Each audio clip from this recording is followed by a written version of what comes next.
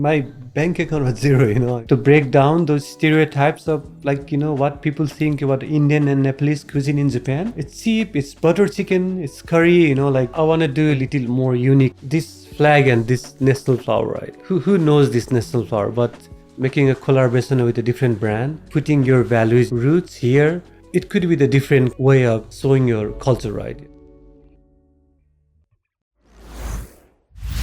Hey there, and thank you for tuning in. We're excited to bring you another great conversation today. If you like the show and want to support us, please hit the subscribe button so we can keep bringing you great content week after week. And if you're feeling extra generous, give this video a like and share your thoughts and comments down below. Thank you so much. And now, let's get into it.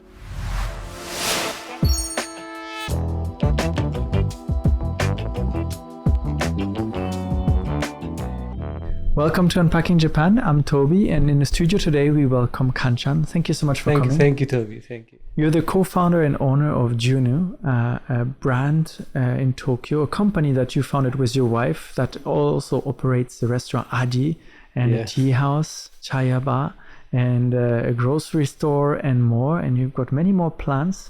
So I'm super excited to have you here today. Let's start at the very beginning. What brought you to Japan in the first place? What made you're originally from Nepal. What made you come all the way here? So my mom's father, grandfather, he used to work for under Minister of Education. He was mainly in the education field.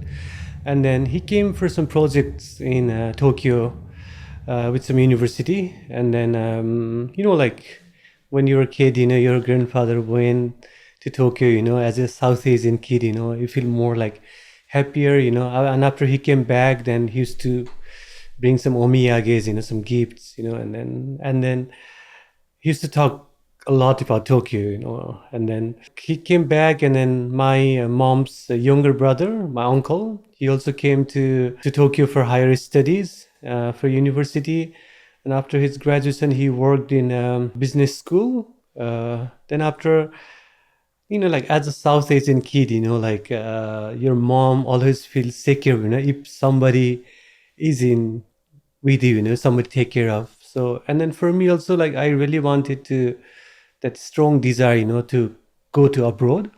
And then my family let me in, because my uncle was in Tokyo. Yeah, that's why I came to Tokyo. But honestly, I like the culture, I like the language, I had not any kind of those things, that time, just strong desire to escape Nepal, yeah.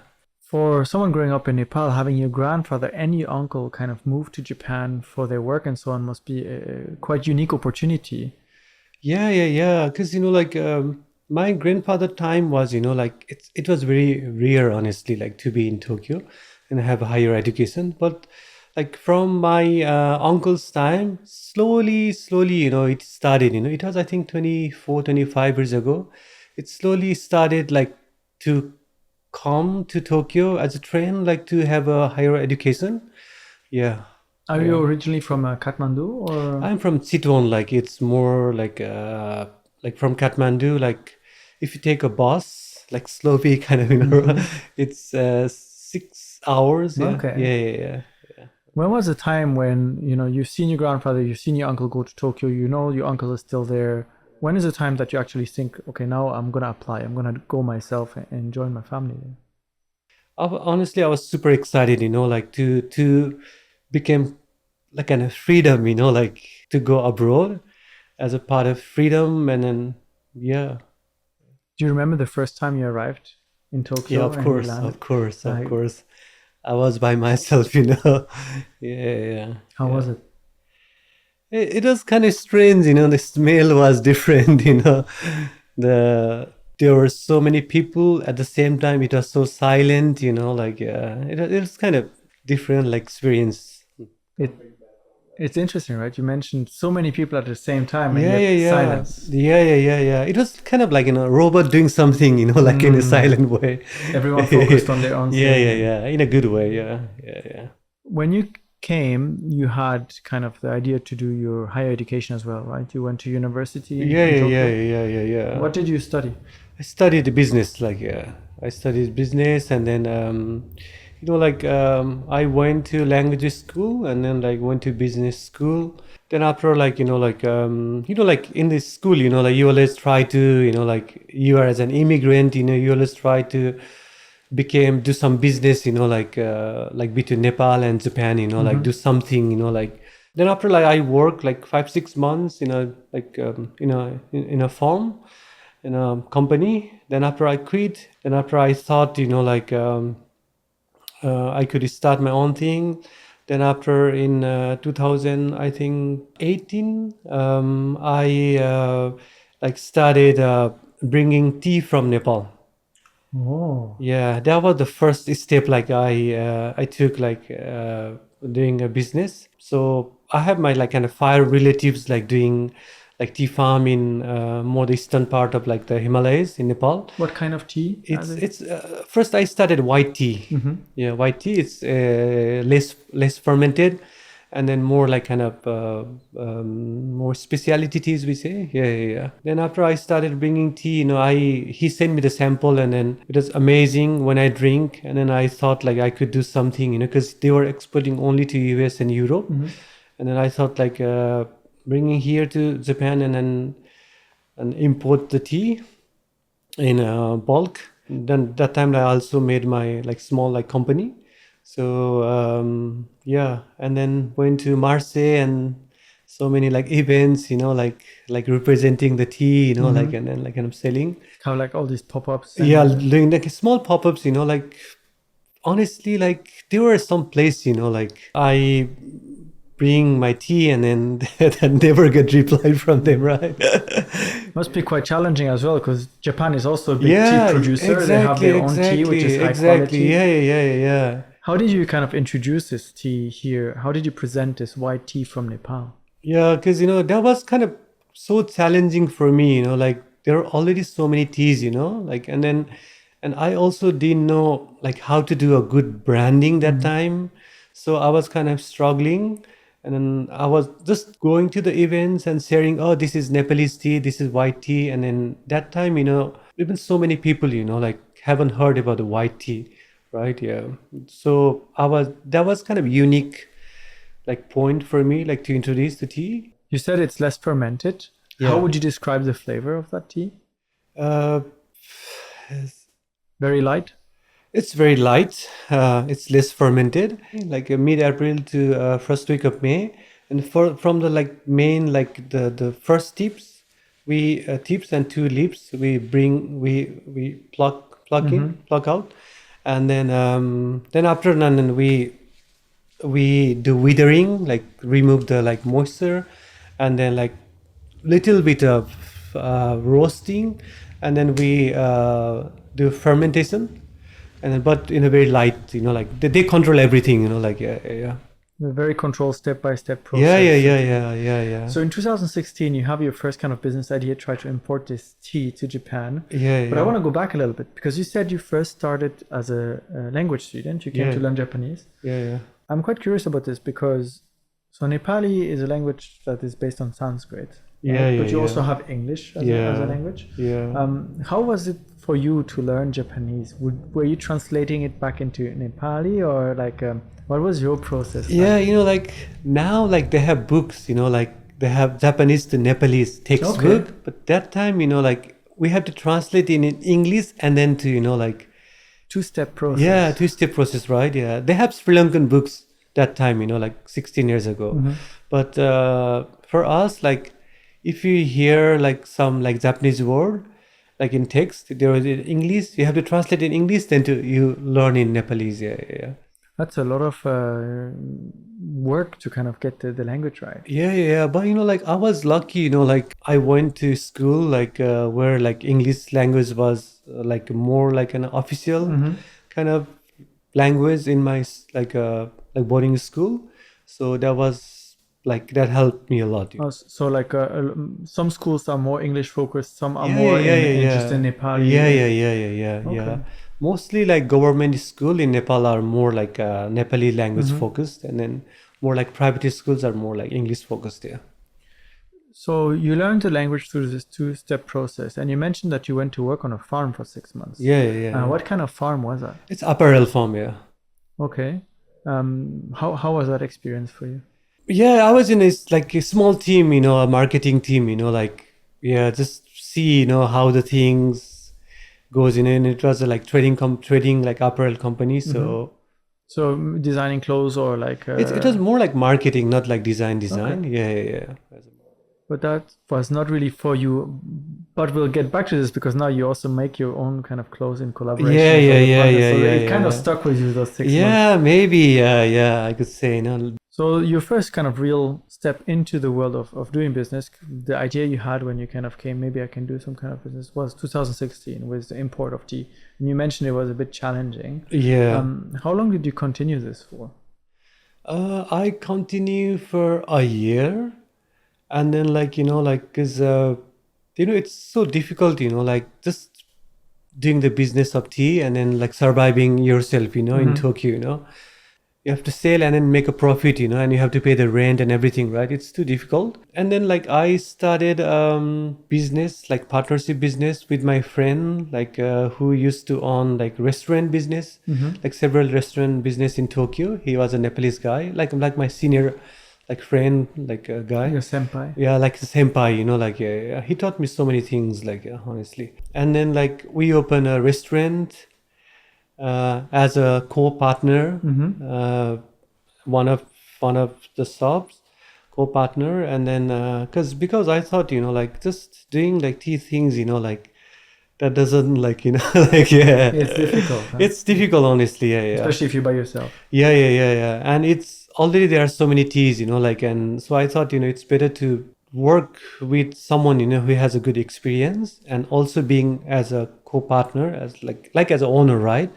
Yeah. And then thought, like, because the restaurant industry is involved so many people, like kind of like food is involved, hospitality is involved, like tax things, like everyday income and expenses, the cleaning and everything, so many things are involved, A good learning yeah, it's a experience good for you. learning experience, like What kind of restaurant was it? it was like a normal izakaya restaurant. Okay. Yeah, normal izakaya. So serving Japanese food. Yeah, serving more like kind of mixed style kind of, yeah, food, yeah, because we had Nepalese people working in a kitchen. Yeah. So a little bit of fusion, Japanese, Nepali, Yeah, izakaya. kind of that izakaya. It's more like nomi hodai kind of, right? Yeah. Honestly, until that time, like I haven't think more about the food. I was just looking the management side, the business side, like, yeah. Food and beverage is a very tough business. Yeah, very less profit. Low margins, Yeah, you need to low have margins, high yeah. turnover Yeah, of customers, and there are so many restaurants in Japan. Yeah. How was that first experience for you to kind of start a partnership with With my friend, Yes, right? okay. Yeah. We were doing quite good for a year because he had already the good experience. He had several restaurants, and he knew like how the restaurant is run, like, right? He has a good experience, so I was just seeing, and learning from him, and then at the same time I was like putting little kind of like creative side of me, like while serving food, in terms of hospitality and everything. I was kind of managing the team, even for the food, like I was just checking, like how it's working or not, kind of things, like looking everything, like as a owner, like, yeah. You went to business school and to study business, and then you started too. So you started your own kind of tea business, then you Yeah. co-started this restaurant with your Yeah, friend. yeah. How was the real life experience for you up until that point of starting and running businesses compared to what you studied at school here in Japan? Yeah, because even in the school, like I learned a lot. It was specific like business focused. We had to study like more business plans and everything. Like it was more helpful. But the real life is so different. Like, yeah, because you just make some business plan and business formulas. But like applying practically, it's very different. It doesn't When you see always the fit. real money and real like kind of mathematics, it's totally different. Yeah, but you get grow up, like seeing those things, like, yeah. So that restaurant was doing well for about a year. Like at the time, like I was doing tea business, we opened at the same time, and that time I met my like wife Asumi, like we also, me and my Asmi, like got married. Like we had a big wedding ceremony back home, you know, In Nepal? in Nepal. Yeah. We invite so many like guests from all over the like country of friends, and then after like we came back from like Nepal, and we had to shut down the restaurant, like Why?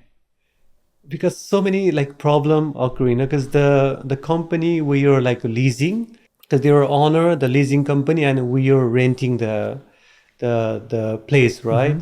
And then because of the leasing company was bad guy, right? No, you know, so we had to shut down everything, you know, like yeah. So you And just no refunds, nothing, you know, like we had to go back. Wow. So you just get married, have a Yeah, celebration, you come back to yeah, Japan, and your business is gone. yeah. That was crazy experience, yeah. How do you feel at that time? How do you process all this emotional roller coaster? Yeah, you know, like that time, you know, like you even don't have time, you know, like to feel your emotion, you know. But now, like looking back to those time, like 6, 7 years back, yeah, that was honestly that was super hard. I feel now like it's when we remember, you know, like I can laugh now. But At the yeah, time, it was not funny. not funny, you know, like yeah. But I knew like now I knew like how mentally strong I was, and also like convincing my like newly married wife, you know, like that was kind of yeah. So what's your action plan then? You suddenly have no more business, no more income. You're back Yeah, in Japan. yeah. I was my bank account was zero, you know, honestly. Yeah. No refunds, nothing, you know, like. But you know, like I told to my wife, you know, like just give me one chance, you know, because I don't want to go back to some company and work for someone, you know, because you struggle, you know, like 1, 2 years by yourself, you know, and then maybe I could have, you know, but I was just thinking a last chance, you know, like, and then my wife told me like, you have money? Do you have money like to start a new business? And then and then I told like, because my friend were owning the like small like kind of like bar kind of restaurant like in Azerbaijan. So they were running just the dinner time and the bar time. So and I had become friends with them while I was running the restaurant, like and then after like they told me like, why don't you do like rent a space, like kind of we call magari in Japan, like kind of just leasing a space for the only the daytime, or like if you, So their restaurant open only evening time, and yeah, only you were like, yeah. okay, why don't I do something there for Yeah, lunch yeah, or afternoon? yeah. Then I rent a space from 9 to 3 o'clock, and they used to open from 5.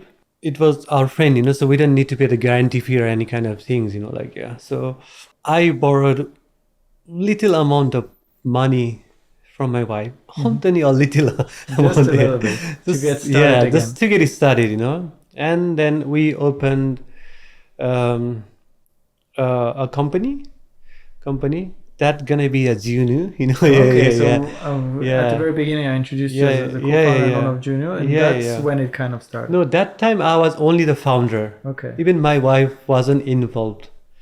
And my wife was working as in a foreign luxury brand that time. So um, then after I started like the Magari style like curry restaurant, because why curry, you know, like that time I was kind of looking for some kind of trend and marketing, you know, like what's going on with the restaurant industry. And then at the same time we had a chef friend like who used to work in our restaurant before, and then other chefs they had got job, and then like only he had not, and he was good with me, you know, that time. So I told to him, so we lost money, but we had one like place where we can work together. I have a company, I make a company, and then we can work together. So then after like we like started making a curry, like from So it's a pop-up curry shop, like pop-up curry shop, at your friend's exactly, yeah. And so curry, because it was kind of trendy at the moment. That was trendy, and you know, like my friend only could do that, like kind of, it was more like familiar to him, like, yeah, we couldn't start like Japanese beef tongue kind of He's a dough, curry chef. He can make curry yeah, very yeah, well. yeah, So yeah. So how did that go? This pop up. Yeah, and then like we started doing for a month, and then like I was looking the whole side, and then we didn't anything, like you were just cooking, like. But after a month, I like guarantee his visa things, and I applied to immigration for the visa things. But the immigration told me, "Oh, your company is not doing well, so yourself can't get the visa." Oh no. So you have to. He quit from our company, and then I became alone, by myself here, and I kind of think, like what I can do. But I have to continue that curry shop, right? So I started like looking YouTube's, asking my moms, like my grandma, some achar recipe, the pickles recipe, and some dal recipe kind of things. And there was my very close friend, like, and she's very like foodie Japanese girl, and she knows about so many cultural things also. So I asked her, like these things happen, like what I can do, and she told me, like that one sentence really changed, like how I think, like. So she told me, just cook by yourself, cook with your soul, not like Nepalese or Indian. Oh, it keeps like pee, like That kind of resonated with you. yeah. That's one word, like, and then I started, like cooking, and I was in the kitchen the first time. I was just doing by myself, like my wife was also kind of, she was in like Susaku Katsudo mood that time. Yeah, Susaku So she Katsudo wanted means, to kind of change her yeah, job. change as her well? job, and then like I asked her, just why don't you help me, that like in that holiday period, and she started coming helping me, and then like, and I was cooking, and then like and then people were liking, my food, like I was feeling happy, but not confident, like I started at very low price. Even my wife is, how do you survive with this low like menu price, like, and even the customer was complaining me, Too cheap. too cheap, because I had no confidence, like I had to. Because you have no training in cooking. You kind of No, just no, any started a training. new Yeah. business again. Yeah. Borrowed money from your wife. Yeah, Just a yeah. little bit. Leave it, yeah. And then suddenly the person that was supposed to cook for you is gone. So Yeah, you're by yeah. yourself again. Yeah. Seems like every time you start with a new idea, Yeah, something everything, happens. everything, every time, kind of struggle, come going down, yeah. So your wife joins you while she's looking for a new job and kind of helps you out with this pop-up curry shop. Yeah, she helped me, and then like, because my wife's strong point is she's very like good at people and to communicate with the people, and I was kind of like shy guy, kind of, still that time, like, cause no confidence, you don't get kind of, you were like this, right? When you had no confidence, like. And then like she was good communicator, she was just connecting, between kitchen and the customer, between my food, and then like, and then it really worked so well, whoa, so well. And people are lining honestly like every day, to eat at our pop-up shop, like. And then pop-up store, like the name was like Adhikari. Oh, so Adi, the Yeah, beginning. my of name it. is Adhikari, and then so we make it Adi curry, like, yeah. Nice play on words. Yeah. People are lining up. That must feel good. You kind of Yeah. went over many bumps, but suddenly you have customers coming. Yeah. Is that when you started thinking about, oh, why don't we not make just a pop-up, but have our own place? Exactly. We did for 6 months, and then like we had a 1 year contract, so we had to stay there for 1 year. So we did in Azerbaijan like until 2020 July. Yeah, we started 2019 August, and then we do for like a year in Azerbaijan. Yeah, everything worked so well, and even for me, like, because I hadn't like feel that much pain, like in so many things, like suddenly you lost nothing and you start, like from zero, the things you have never done, the cooking and everything, right? And then And also the main thing, you have never worked with your wife, with your partner, that was also the big kind of struggle, like It for can be both tricky, of us, right? Because you have a yeah, relationship yeah, mixed yeah, with yeah, work. yeah. And That's so complicated, kind of, like was feeling that time. But we are so strong. so in 2020, then in the summer, you open Adi, your own Yeah, place, not yeah, just a pop up anymore. But that's also the beginning of COVID. yeah, What a time to open a restaurant. yeah. Because like we in 2019, like December, like our customer like say to us, why don't you open your own place? You've never owned, you have your wife, and then how do you like survive just doing a pop-up shop, because it's more less profit. But like because we have to pay the rent and everything, right? So I used to work from 9 to 3, and then come we used to live in Toritsu Daigaku, and then we used to come by the train to our pop-up at Azabu with my wife, and then like cut some onions and everything, and it started from 11 o'clock. Then after until 3 we work, and then after, like, I used to work in a family restaurant washing dishes and then making cooks, just to pay the family rent. I did for 1 year. Yeah. So running your own pop up and then go work at the family restaurant after to kind of pay the Yeah, bills. yeah. Tell me about the place you opened, Adi. What's the concept? What was the idea behind kind of Yeah, like opening this new place? 2019, like December, we like contracted the place. We didn't know like COVID gonna come, right? Yeah, that was the kind of Yeah. just before it started Before, making the right? news. It's kind of like an USA kind of, right? Yeah. In 2020 February, the COVID hit, like, right? But we were kind of in confusion, whether we gonna like contract, because we already contracted. We pay the like the guarantee fee and everything, and then if you're gonna do like Break the in the contract. contract, our guarantee fee gonna be lost. That was two way of thinking. Like you go for it, or like you lose it. Like you lose the money, right? Like struggling like that. Like for 6-7 months in losing our money. Like that was not for us. No, just keep going. Yeah, just keep going on.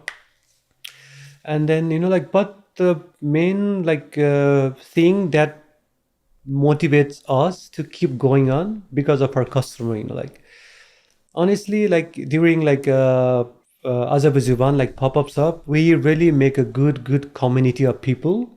And even in the like the COVID times, happen, people are ordering, supporting from their home, they are Takeout. buying online, everything, that really helps us, like keep on going, like you feel, like more positive, right? Vibes, like, and then like we say, yeah, let's open, like, but we open a small place so that the rent gonna be small. Even we lose, we could do some part-time job and pay the rent. We thought, like, Oh, that's interesting. Yeah. What was the concept behind the shop? Yeah, because we are thinking so many concepts, honestly, that time. Because whether we're gonna go for like the same like curry concepts, like what we're doing in Azerbaijan, or like we're gonna go with different concept, like. But we thought, like as process of learning, for me also, like while cooking, you feel like you want to do more and more, right? And then also for me, like I really wanted to break down those stereotypes of like, what people think about Indian and Nepalese cuisine in Japan. It's cheap, it's butter chicken, it's curry, like there are many we have more, like many restaurants around that serve Indian food, and like you said, there are some stereotypes. The menus are generally quite similar from place to place. Yeah. But I really respect them, what they are doing, but for me, like I want to do a little more unique. So me and Asumi start like exploring like different kind of place in Japan. We used to go eating, and we used to go for eat, and some kind of, like we used to think and write some concept and everything. And also like that was Corona time, so we thought we could go more like deep into the, like Nepal is more like, about survivor, like we have mountains, we have like kind of different kind of, like food, different regions, different reasons, you know, like different and cultures, different kind of food culture and everything, you know, like we try to like combine, you know, like everything, and then like make a like a unique concept, you know, and at the same time, you know, like we thought not adi curry but adi, you know, like as a meaning, you know, like it has the meaning of like beginning, you know, like the in Sanskrit we say beginning in adi for adi, so everything was a beginning, you know, like just to learn, you know, like yeah. So not modern Japanese, modern Nepali cuisine, Yeah, to yeah, kind yeah. of break down some of the stereotypes. Yeah, yeah, You have no background in cooking. You said yeah, earlier yeah, you had to call your mom and your grandma yeah, to kind of yeah, get yeah. ideas for recipes. How do you kind of learn so quickly to make this kind of cuisine that requires more technique, that requires a good knowledge and understanding of the ingredients when you have never done this before? Yeah, you know, like first year, you know, like we didn't know, but we introduced omakase course, you know, at Adi. We tried to bring like more like Nepalese flavors, you know, in like 6-7 course style, like kind of 6-7 course yeah, six that seven basically course the menu customer omakase. doesn't Yeah, choose, yeah, right? yeah, yeah. The dinner we did only that things, but more like we did like in a traditional style that time. You got to meet so many people, you know, like around you, and more chefs, you know, more friends, you know, like and then like I got introduced to the chef. Like he's my guru, you know, like still I told him he's guru, you know, like he has a restaurant in Shizuoka prefecture. Like my friend introduced me to that chef, and then I went to eat at his restaurant in Shizuoka. It was incredibly like a crazy experience, you know, like it's beyond my, you know, like the palate, you know, like what I thought. And I told him in the same spot, you know, just let me do internship at your place. And then in 2021, I do internship at his place for 3 weeks. At the same time, you know, we had like amazing, like you know, like fishmonger in Shizuoka, who were like who with whom like he was bringing the fish and everything, you know, like because what I was thinking as a omakase course in Tokyo and what I went to Shizuoka and felt it was completely different, you know, completely changed like perspective what I was thinking as a omakase course and as a like a menu, because you know like every time we used to wake up 6-7 o'clock, go to the fishmonger, drive together with my guru, with my his name is Inoue-san. I really admire him even now. So we used to go to the fishmonger place. We used to learn about the fish, you know, how it's done and everything, you know. And then the fishmonger in Yaizu prefecture in Shizuoka, it's Sasue Maeda. It's one of the top fishermen, like still like very known in Japan. So we used to go to his place and then you know learn some fish techniques. You know, like everyday fish comes. You know, like we used to do Zankenpoi. You know, like and then like who got the good fish. You know, like kind of you know, like there are a group of like top chefs. They come every day and then like from 8 we enter to the fishmonger until 10 o'clock we used to be there talking about the fish, the listen the fishmonger philosophy and everything, you know, and go back.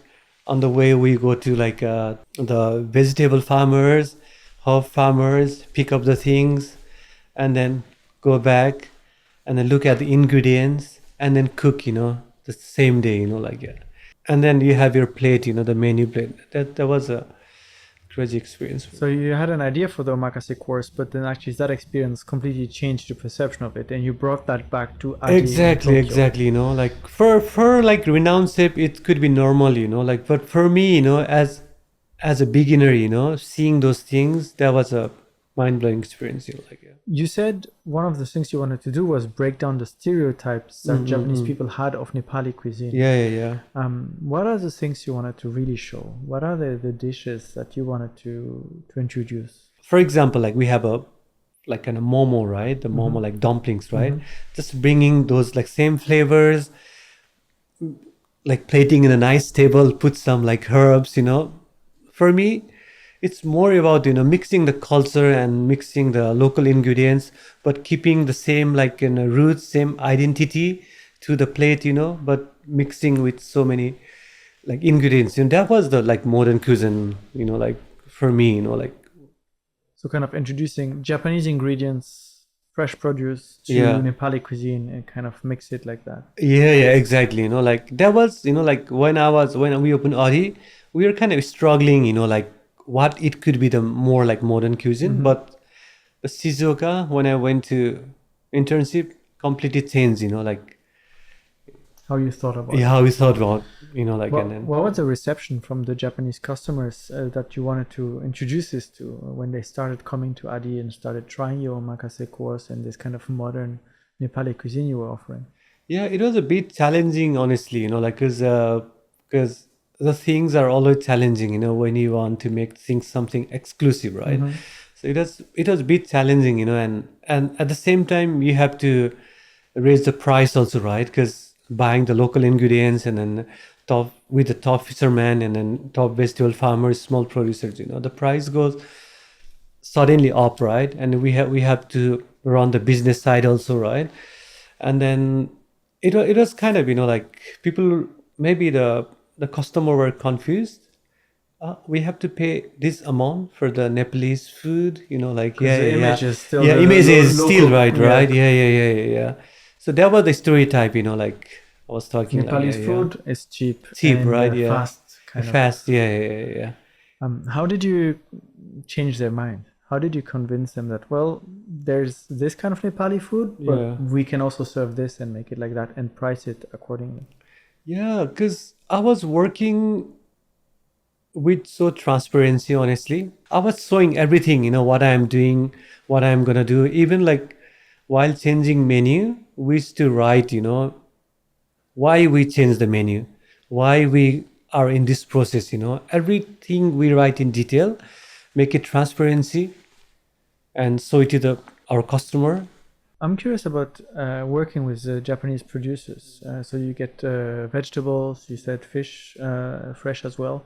When you tell them that you're going to use their local ingredients to make not Japanese cuisine but Nepali cuisine, do they get curious and interested? Like, oh, how are you going to use, I don't know, wasabi in Nepali cuisine? Yeah. Because actually, I never use wasabi in my cuisine. That was the wrong example here. No. Because you know, like I was working with the fish honestly that time, you know, because we used to have 7, 8 omakase course. The 4 course would be the more like fish cuisine, because like the fisherman whom I'm working, you know, it used to be the fish also would be the omakase fish. I never order the fish. I just tell we have this much people and we need this, you know, like he just send the fish randomly. No, so you don't even select you want mackerel or you want tuna. It's just like no, nothing at all, you know, like yeah, because he always told me like that's a selfishness of, you know, cooking the things, you know, like yeah. But that's interesting too, because Nepal is mountain locked. Yeah. So you don't have access to the sea. So Yeah. the kind of fish you have there is very different. Yeah. You know, like when I went to study in Shizuoka, and also the same time study like the fish techniques with the fishmongers. So I became quite interested, you know, like to see the ingredients, you know, how everyday activities, you know. And then honestly, these fishmongers doesn't supply to the random place. And it doesn't matter like whether you are Michelin stars or like, you know, whether you are like some top restaurant. It all depends on his feeling, you know, like he sees the people and he say, okay, oh, I'm gonna send you the fish. So I was lucky, you know, after the last day of my internship, he say, Kansan, why didn't you try with the fish? That was so happiest moment for me, you know, like, and then also quite challenging for me. Still now, you know, I'm learning, you know, like 5 years past, you know, like, yeah. So a few years have passed, and definitely what you kind of learned in Shizuoka and brought to Adi was successful. The restaurant kind of started being quite well known. It's in Nakameguro. Yeah. Then you decided to expand, and you opened also Chaya Bar, Yeah, an Chaya adjacent little tea house. Yeah. So you kind of went into food and beverage, from tea into food and beverage, and specifically restaurant, now back to tea. Right. Yeah.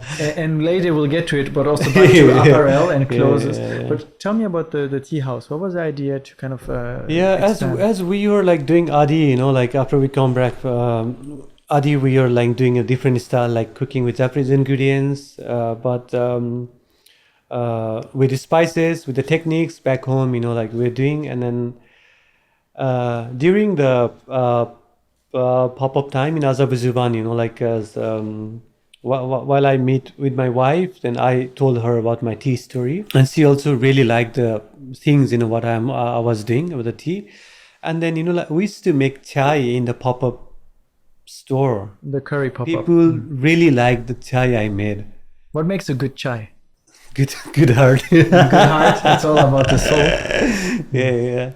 And then like so I used to make a chai, and then like very, very simple, the ginger, like cardamom, like cinnamon, bay leaves, like. And then me and Asimi, like thought, why don't we make a crowdfunding, rebranding our tea brand, and then make it as a more like a brand, not like like kind of stopping something, going for Marseille only, like. So we didn't have money, so we started crowdfunding. It was just, I think, for Hakugozi Mangurai, but our customer really helped us in the crowdfunding, and we also succeed making that project. Is this common in Japan to kind of do crowdfundings to develop your business ideas, especially in the food, like restaurant? Yeah. It's, I think, for us, there are two ways, like basically we think of crowdfunding. One, for like if you don't have money but you have a good idea. One, like crowdfunding is also a kind of works as a promotion like tool, right? Yeah. Even if you have money, if you do crowdfunding, it works as a promotion, because it reaches to so many people. For us, we had no money.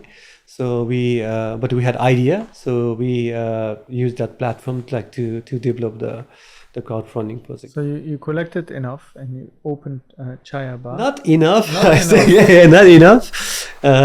But I was doing only the white tea, but we expand more like 7-8 kind of like types of tea that would go, like we have specialty teas like white tea, black teas, and other teas. And other line we used to have like chai, some blended chai, some 3-4 different types. All from Nepal. We did all from Nepal, yeah. Japan is as we were talking about before, a country where tea culture is pretty strong, and suddenly you introduce a new way, the chai tea and the modern Nepali tea house. And suddenly you have to run two businesses side by side.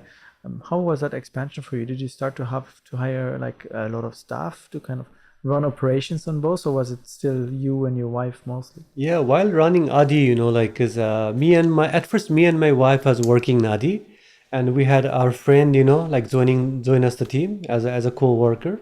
At the same time, my wife got pregnant, and right, yeah. So then she can't be. Yeah, she can be standing, but even she was standing, like. And then, like in 2021, we were able to introduce a chiaba. We call chiaba, like chia means like tea in Nepali, and then ba means a place, community, right? A ba, yeah, like a tea chiaba.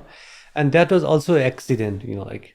So my friend was owning a coffee shop just next in front of Adi with his like design team. He has a like coffee house, and they were about to quit and move to other place.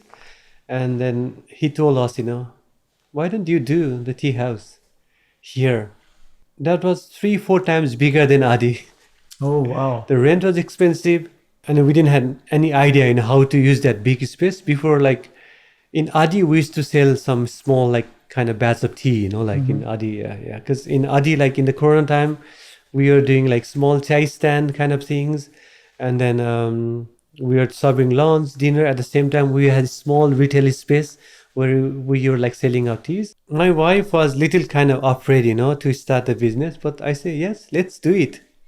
Let's bring that, because in Adi, like we were doing so like multiple things, We had a small window where we were selling the chai stand kind of things, chai things. So just like a road-facing window. Yeah. People passing by. Yeah, passing by, right? Yeah. And then we moved to across the street. Yeah. The tea house, kind of really separate. Really separate from Adi, and then yeah. And suddenly you have a new big space to run, and the business is growing. And this is kind of where Junior really we had a baby, that time. We had our daughter, like that time, and then And when you open, it was May. It was March 2021. And then my daughter was, I think, 5 months old that time, and we only had a hoikuen, the how do you say hoikuen, Like nursery school? kindergarten? Like kindergarten, like only from 6 months. So my wife was carrying the baby with a manager and serving the tea and everything for a month. Wow. Yeah. That must have been quite a surprise for the guests too. I think that's quite unusual here in Yeah, Japan. yeah. I will show you the photos later. Yeah. Like, yeah. So stressful times, I imagine. Yeah. But the company is growing and is doing well and successful. Yeah. So you continue expanding. Because, and- like everything goes so naturally, like we didn't try to create, but it creates, like so organically, everything, the tea house, Adi, the communities and everything, like, yeah.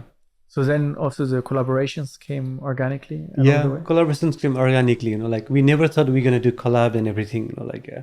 So you started working with like fashion designers and so on to kind of create. Yeah, because in Adi, honestly, it's a small like store, a small tiny omakase Nepalese restaurant, but everyone say it's the powerhouse because so many people, like come from all over the place, and all from different genre, and then like for me and Asimi, like we already develop a culture of Adi, like to welcome the people nicely and have a good communication, every time, like so many people comes, we try to communicate with the people, learn their backgrounds, where they come from and then what they do and everything. The coworker, everything, they were like also like have the same belief, what we were like creating in Adi, like, yeah.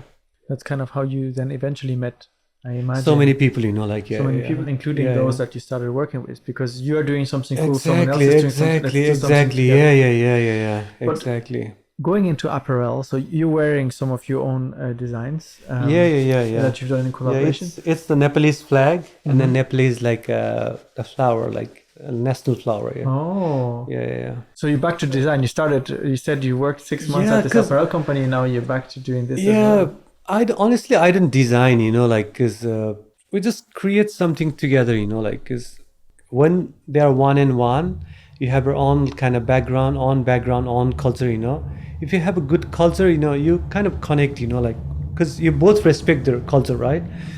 And then it could create something, new, something unique, like, yeah. You've gone a long way from starting your businesses and struggling and starting again and struggling and overcoming your challenges. When you look at Junior today and Adi and Chayaba and your kind of grocery store, and what are the plans for Adi, or where do you want to take this community next? Everything is happening like so naturally. Like I am not like pushing myself, much, But at the same time, if like, because we started from 2 and then now we have like 20 people, in the Wow. team, like, yeah. 20 people. Yeah, including me and my wife, in the company we have. Yeah, it's growing kind of. Yeah. Did you think this is what you would be doing when you came as a student to Japan? Maybe in some sense I have thought, like, yeah. Because you went to business school to kind of follow your uncle, your grandpa, who came to also live in Tokyo. Yeah. And now you're running your own business here in Japan. Yeah, because like, but I never thought I could go much deep into my roots, and that roots help you in that struggle journey. You struggle, you meet so many people, you see so many things, you see so many like art designs. What do you feel someone needs to have in terms of mindset to succeed at this food and beverage business that you're in here in Japan? You face so many challenges you have to come back from. Is it the same as everywhere else as back in Nepal, or do you need to have a specific way of thinking and just kind of keep going to succeed in that industry? Yeah, like I learned from the survival, like, because I learned so many things in terms of business, in terms of like the relation with my wife and everything, because everything changed, like what we expected before. You started business together and you struggle a lot. those struggle were the inspiration for me, because I didn't get inspired, like, he has a nice car, I have to work to get a nice car, it keeps me inspired, 'cause I never feel that. So you kind of really cemented yourself as part of a community. Exactly, yeah, exactly, yeah. A lot of people struggle with that in Japan. You said you did it by being transparent, by being open, by being welcoming to them. In your experience, is that the best way to do this here, to kind of join and be part and create a community in Japan? Like for us, it could have like different formula, like to like some kind of formula, some kind of like strategy, to do the business, but for us, it's because we survive, because of the customer. So the next step you were telling me before we started recording was maybe opening a hotel, lifestyle hotel, in the sometime near future. Yeah, because while we start our company like together, like like, and our company name is Junu. Junu means to live in Sanskrit. It means ikiru, right? Because you have different kind of perspective to live, like, because now we have a restaurant, and we have a tea house, and we are kind of like working on different, like, it could be design, art, and everything, like we are looking for some space, where we could showcase our everything, that's only could be the hotel, we thought, like, yeah, where like I'm cooking in a restaurant, and then where the reception gonna be tea house, and where the small part gonna be some grocery shops, what we connected all. Yeah. Adi, you said in Sanskrit means beginning, and Junu to is live. to live, Ikere. yeah. So begin to live. Is this kind of Yeah, your philosophy? yeah. You begin to live through starting Yeah, businesses yeah. through a community. Exactly, yeah. Maybe to conclude this conversation, I want to ask you about what would you like people to know about Nepali cuisine, Nepali culture? What are some of these misconceptions that you can kind of dispel, and the real things you want people to experience? I really respect like what people are doing now, like selling curries, naan, I really respect, because I also go, often to eat, but in my way, like, because we have so many good culture and good, like, like tradition, which are not shared, like in Tokyo, in overall, in all global, right? So we try to bring those things, like in different way, not implementing the same thing and so to the people, but redefining, those like culture, and in your way, like it in not like in your way, like how you so to the people, like for example, this flag and this national flower, right? Who knows this national flower, but making a collaboration with a different brand and putting your values, putting your like kind of roots here, it could be the different kind of, like way of showing your culture, right? Yeah, that's what we are working on everyday basis, in food, in clothes, in every collaboration, like, yeah. So there's a lot to discover on Nepali culture, and one place to do this in Tokyo would be at Adi and Chayaba in Nakameguro. Thank you. Kanchan, thank you so much for coming and sharing your story and the many struggles you've kind of overcome to bring your company, your family, and your community to where it is today. Yeah, we'll put all the links in the description so people can find you and maybe come and try for themselves. Thanks so much. Thank you, Toby. Thanks so much. Thank you. I'll have to go. Do you feel like we covered your story quite well? Is there something that you would have liked to share and talk about today that maybe I didn't ask you? The Adi as a brand or Adi as a movement, like you were telling. So, because that was a very good question, like the question you asked, like that time. And then I really realized, like, it's not a brand, it's not a restaurant. Honestly, I feel Adi as a movement, where so much borderless creativity is occurring. It could be done by a little tiny Nepalese restaurant, That's where it all starts. Yeah. You picked the name right. Yeah.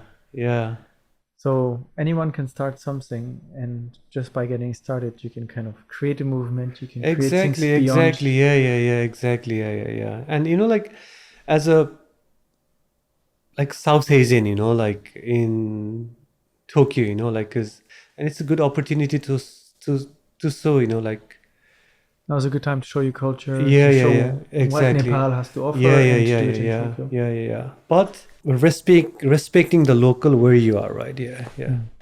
Kanchan, thank you. Thanks so much, It Toby. was super Thank interesting you. to hear Thank your you. story. Thank you. Thank you for coming. Thanks so much. Thank you everyone for listening and watching. This was Unpacking Japan, and we'll be back in the next episode. Bye.